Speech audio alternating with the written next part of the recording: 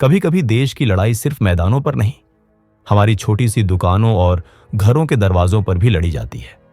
ये कहानी है एक ऐसे आदमी की जो रोजमर्रा की एक हल्की सी गलती में फंसकर पूरे संघर्ष के बीच आ गिरता है। यहां सिर्फ कानून का सवाल है, बल्कि भूख, बीमारी, कर्ज और औरत मर्द की हिम्मत का सवाल है। जब आंदोलन का आखिरी सिफारिश तुम्हारे पेट और अपने परिवार के सामने खड़ा हो, तुम क्या चुनोगे? आइए सुनते हैं प्रेमचंद की मार्मिक कहानी, तावान। छकोड़ी लाल ने दुकान खोली और कपड़े के थानों को निकाल निकाल रखने लगा कि एक महिला 2 स्वयंसेवकों के साथ उसकी दुकान छेकने आ पहुंची। छकोड़ी के प्राण निकल गए। महिला ने तिरस्कार करके कहा, क्यों लाला, तुमने सील तोड़ डाली ना? अच्छी बात है, देखें तुम कैसे एक गिरह कपड़ा भी बेच लेते हो। भले आदमी, तुम्हें शर्म नहीं आती कि देश में यह संग्राम छिड़ा हुआ है और तुम विलायती कपड़ा बेच रहे हो। डूब मरना चाहिए। औरतें तक घरों से निकल पड़ी हैं, फिर भी तुम्हें लज्जा नहीं आती। तुम जैसे कायर देश में न होते तो उसकी यह अधोगति न होती। छकोड़ी ने वास्तव में कल कांग्रेस की सील तोड़ डाली थी। यह तिरस्कार सुनकर उसने सिर नीचा कर लिया। उसके पास कोई सफाई न थी, कोई जवाब न था। उसकी दुकान बहुत छोटी थी, लहने पर कपड़े लाकर बेचा करता था। यही जीविका थी। इसी पर वृद्धा माता, रोगिणी स्त्री और 5 बेटे बेटियों का निर्वाह होता था। जब स्वराज्य संग्राम छिड़ा और सभी बजाज विलायती कपड़ों पर मुहरें लगवाने लगे तो उसने भी मुहर लगवा ली। 10-5 थान स्वदेशी कपड़ों के उद्धार लाकर दुकान पर रख लिए, पर कपड़ों का मेल न था, इसलिए बिक्री कम होती थी। कोई भूला भटका ग्राहक आ जाता तो रुपया 8 आने की बिक्री हो जाती। दिन भर दुकान में तपस्या सी करके पहर रात को घर लौट जाता था। गृहस्थी का खर्च इस बिक्री में क्या चलता। कुछ दिन कर्ज वर्ज लेकर काम चलाया, फिर गहने बेचने की नौबत आई। यहां तक कि अब घरों में कोई ऐसी चीज न बची जिससे 2-4 महीने पेट का भूत सिर से टल जाता। उधार स्त्री का रोग असाध्य होता जाता था। बिना किसी कुशल डॉक्टर को दिखाए काम न चल सकता था। इसी चिंता में डूब उतरा रहा था कि विलायती कपड़े का एक गाहक मिल गया जो एकमुश्त 10 रुपए का माल लेना चाहता था। इस प्रलोभन को वह न रोक सका। स्त्री ने सुना तो कानों पर हाथ रखकर बोली, मैं मुहर तोड़ने को कभी न कहूंगी। डॉक्टर तो कुछ अमृत पिलाना देगा। तुम नक्कू क्यों बनो? बचना होगा बच जाऊंगी, मरना होगा मर जाऊंगी, बेआबरूई तो ना होगी। मैं जीकर ही घर का क्या उपकार कर रही हूं और सबको दिख कर रही हूं। देश को स्वराज्य मिले, लोग सुखी हों, भला से मैं मर जाऊंगी। हजारों आदमी जेल जा रहे हैं, कितने घर तबाह हो गए, तो क्या सबसे ज्यादा प्यारी मेरी ही जान है? पर छकोड़ी इतना पक्का न था। अपना बस चलते वह स्त्री को भाग्य के भरोसे न छोड़ सकता था। उसने चुपके से मुहर तोड़ डाली और लागत के दामों 10 रुपए के कपड़े बेच लिए। अब डॉक्टर को कैसे ले जाए? स्त्री से क्या पर्दा रखता? उसने जाकर साफ साफ सारा वृत्तांत कह सुनाया और डॉक्टर को बुलाने चला। स्त्री ने उसका हाथ पकड़कर कहा, मुझे डॉक्टर की जरूरत नहीं। अगर तुमने जिद की तो मैं दवा की तरफ आंख भी न उठाऊंगी।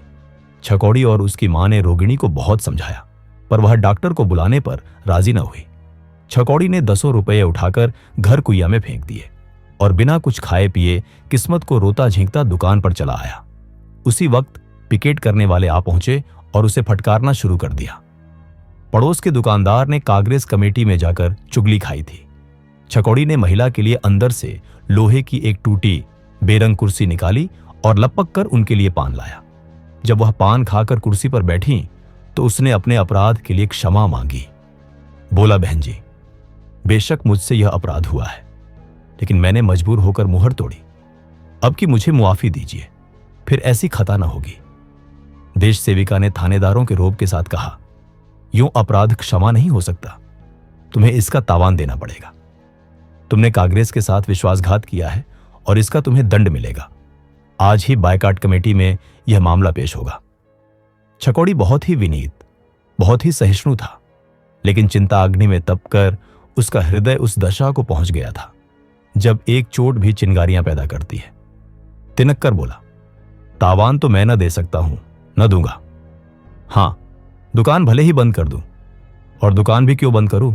अपना माल है, जिस जगह चाहूं बेच सकता हूं। अभी जाकर थाने में लिखा दूं तो बाईकाट कमेटी को भागने की राह न मिले। जितना ही दबता हूं उतना ही आप लोग दबाती हैं।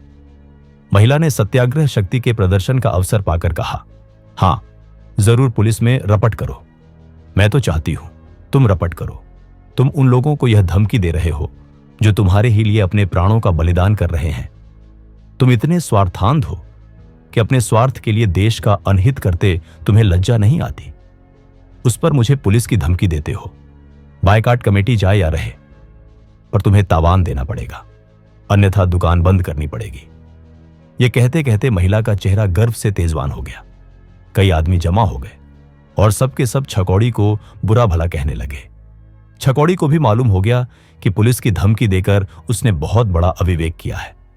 लज्जा और अपमान से उसकी गर्दन झुक गई और मुंह जरा सा निकल आया। फिर उसने गर्दन नहीं उठाई। सारा दिन गुजर गया और धोले की बिक्री न हुई। आखिर हार कर उसने दुकान बंद कर दी और घर चला आया। दूसरे दिन प्रातःकाल बायकाट कमेटी ने एक स्वयंसेवक द्वारा उसे सूचना दे दी कि कमेटी ने उसे 101 रुपए का दंड दिया है।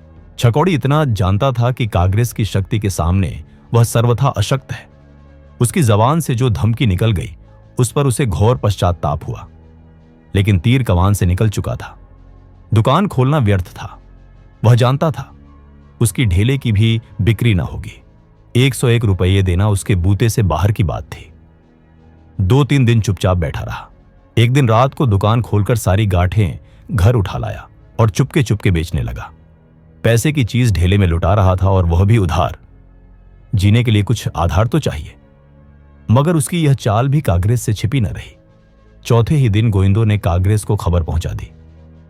उसी दिन तीसरे पहर छकौड़ी के घर की पिकेटिंग शुरू हो गई। अब की सिर्फ पिकेटिंग शुरू न थी, स्यापा भी था। 5 स्वयं सेविकाएं और इतने ही स्वयंसेवक द्वार पर स्यापा करने लगे। छकौड़ी आंगन में सिर झुकाए खड़ा था। कुछ अक्ल काम न करती थी। इस विपत्ति को कैसे टाले। रोगिणी स्त्री साइबान में लेटी हुई थी। वृद्धा माता उसके सिरहाने बैठी पंखा झल रही थी और बच्चे बाहर स्यापे का आनंद उठा रहे थे। स्त्री ने कहा, इन सबसे पूछते नहीं, खाएं क्या? छकौड़ी बोला, किससे पूछूं जब कोई सुने भी। जाकर कांग्रेस वालों से कहो हमारे लिए कुछ इंतजाम कर दें। हम अभी कपड़े को जला देंगे।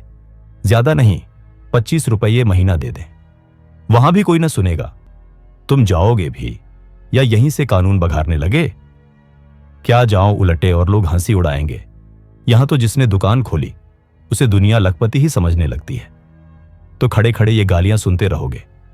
तुम्हारे कहने से चला जाऊं, मगर वहां ठिठोली के सिवा और कुछ न होगा। हां, मेरे कहने से जाओ। जब कोई न सुनेगा तो हम भी कोई और राह निकालेंगे। छकौड़ी ने मुंह लटकाए कुर्ता पहना और इस तरह कांग्रेस दफ्तर चला, जैसे कोई मरणासन्न रोगी को देखने के लिए वैद्य को बुलाने जाता है। कांग्रेस कमेटी के प्रधान ने परिचय के बाद पूछा, तुम्हारे ही ऊपर तो बायकाट कमेटी ने 101 रुपए का तावान लगाया है। जी हां, तो रुपया कब दोगे? मुझमें तावान देने की सामर्थ्य नहीं है। आपसे मैं सत्य कहता हूं, मेरे घर में 2 दिन से चूल्हा नहीं जला।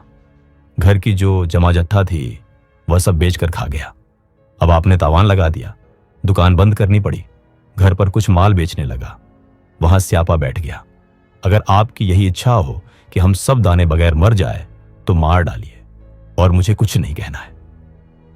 छकौड़ी जो बात कहने घर से चला था वह उसके मुंह से न निकली। उसने देख लिया कि यहां कोई उस पर विचार करने वाला नहीं है। प्रधान जी ने गंभीर भाव से कहा, तावान तो देना ही पड़ेगा।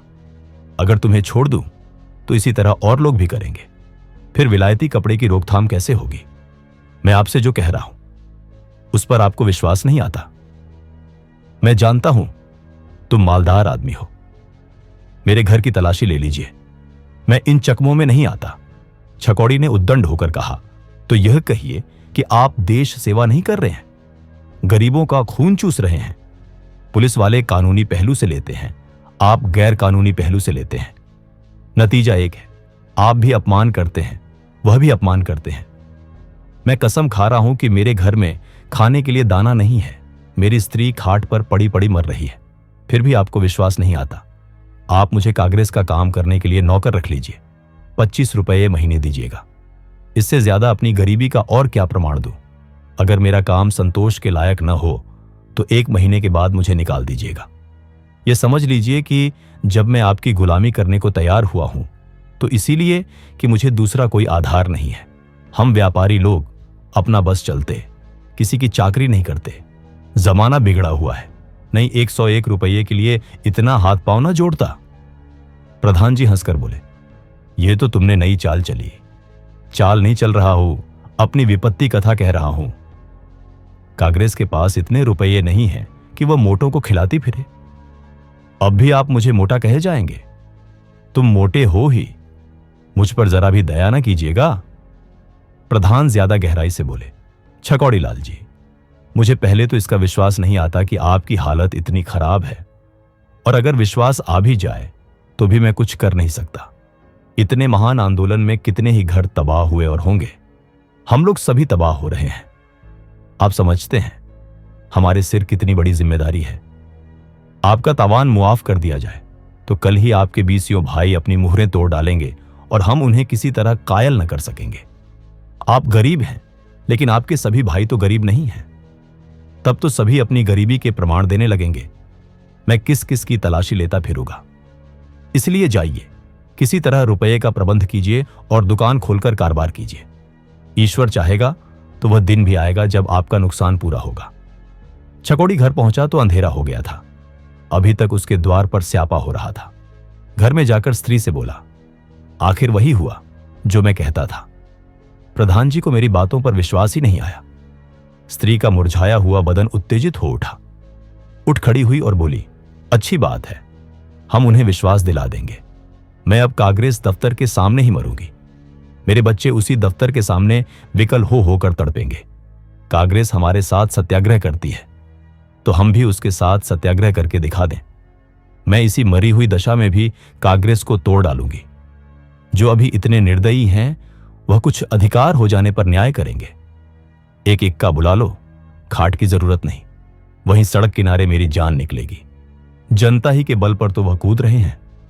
मैं दिखा दूंगी, जनता तुम्हारे साथ नहीं, मेरे साथ है। इस अग्निकुंड के सामने छकौड़ी की गर्मी शांत हो गई। कांग्रेस के साथ इस रूप में सत्याग्रह करने की कल्पना ही से वह कांप उठा।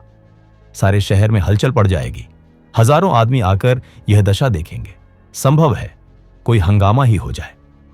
ये सभी बातें इतनी भयंकर थीं कि छकौड़ी का मन कातर हो गया। उसने स्त्री को शांत करने की चेष्टा करते हुए कहा, इस तरह चलना उचित नहीं है अम्बे। मैं एक बार प्रधान जी से फिर मिलूंगा। अब रात हुई, स्यापा भी बंद हो जाएगा। कल देखी जाएगी।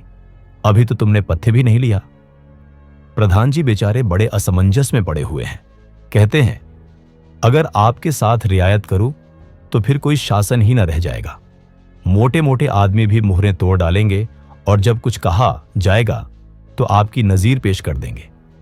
अंबा एक क्षण अनिश्चित दशा में खड़ी छकौड़ी का मुंह देखती रही, फिर धीरे से खाट पर बैठ गई। उसकी उत्तेजना गहरे विचार में लीन हो गई। कांग्रेस की ओर अपनी जिम्मेदारी का ख्याल आ गया। प्रधान जी के कथन में कितना सत्य था, यह उससे छिपा न रहा।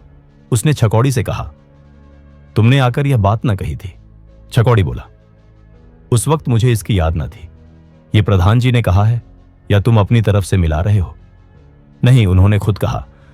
मैं अपनी तरफ से क्यों मिलाता? बात तो उन्होंने ठीक ही कही। हम तो मिट जाएंगे। हम तो यूं ही मिटे हुए हैं। रुपये कहां से आवेंगे?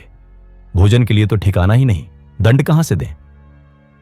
और कुछ नहीं है, घर तो है, इसे रेहन रख दो। और अब विलायती कपड़े भूलकर भी ना बेचना, सड़ जाए, कोई परवाह नहीं। तुमने सील तोड़कर यह आफत सिर ली। मेरी दवा दारू की चिंता न करो। ईश्वर की जो इच्छा होगी वह होगा। बाल बच्चे भूखों मरते हैं, मरने दो। देश में करोड़ों आदमी ऐसे हैं जिनकी दशा हमारी दशा से भी खराब है। हम न रहेंगे, देश तो सुखी होगा। छकौड़ी जानता था, अंबा जो कहती है वह करके रहती है, कोई उज्र नहीं सुनती। वह सिर झुकाए अंबा पर झुझलाता हुआ घर से निकलकर महाजन के घर की ओर चला। कभी कभी जिंदगी हमें ऐसे मोड़ पर खड़ा कर देती है जहां हर रास्ता सही भी लगता है और गलत भी। छकौड़ी लाल का अपराध छोटा था, पर उसकी सजा इतनी बड़ी कि उसने इंसानियत, त्याग और विवेक सबको एक तराजू पर रख दिया। क्या सच में उसने गलत किया था, या वो भी उन हजारों में से एक था जो भूख और ईमानदारी की जंग में हार गए? अगर तावान ने आपको सोचने पर मजबूर किया हो तो एक लाइक, शेयर जरूर करें और कमेंट में बताइए कि क्या छकौड़ी लाल गलत था या हालात ने उसे मजबूर किया। ऐसी ही सच्चाई और एहसास से भरी कहानियां सुनने के लिए सब्सक्राइब करें हिंदी वाली स्टोरी, जहां हर कहानी एक आईना है हमारे समाज और हमारी आत्मा का।